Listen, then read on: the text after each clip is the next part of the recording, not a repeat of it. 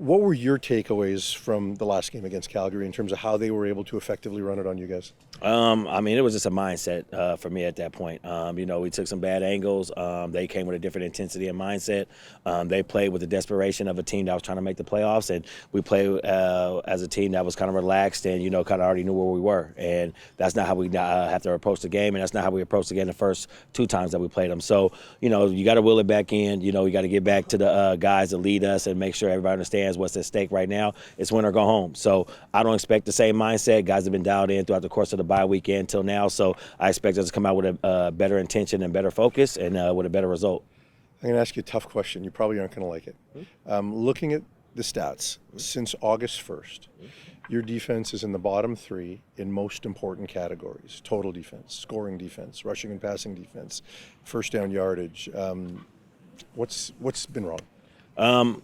I think it's a multitude of things in the sense of situational football, not, being able to end games to that extent. Some games we started out fast and, had good first halves, and we didn't finish that way that we wanted to. So, it's been a deal of things, but at the end of the day, for me, it's all about where we at now. And at the end of the day, we're 12-6. We hosted a home playoff game, and it's all about playing your best football now. And I feel like guys have came in, bought into the bye week, understand, the things that we did wrong, but also what we're trying to do now. So, that's the only focus right now, and that's all I really am focused on to this point. You lead the league in defensive penalties taken.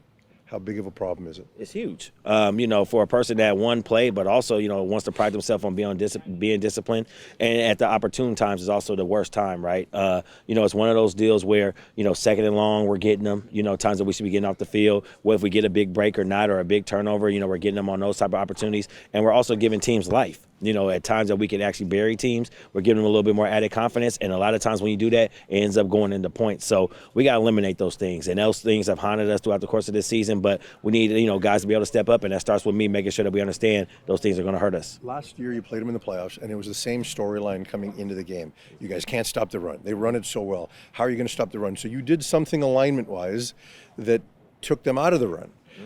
I can't imagine this time around that Dave will allow your alignment to take you out of the run. You're going to have to physically stop them. It can't just be alignment. Well, the one thing I'll say is we don't do anything based on what they allow us to do. It's not about what Dave allows us to do. It's about what we dictate. And at the end of the day, they can't control how we line up or control how we play. That's my focus, and that's always been our intention. We're going to dictate the game. We're going to go out there and line up. We're going to play physical. We're going to go out there at a point of attack. And if we match the physicality and we match, like I said, as far as our talent level, which we feel like we have, and we have the better of that based off of, previous games and so forth, we're going to go out there and play with an edge. So I expect nothing but the dictator to go out there and fly around, and I expect us to come out with the right result.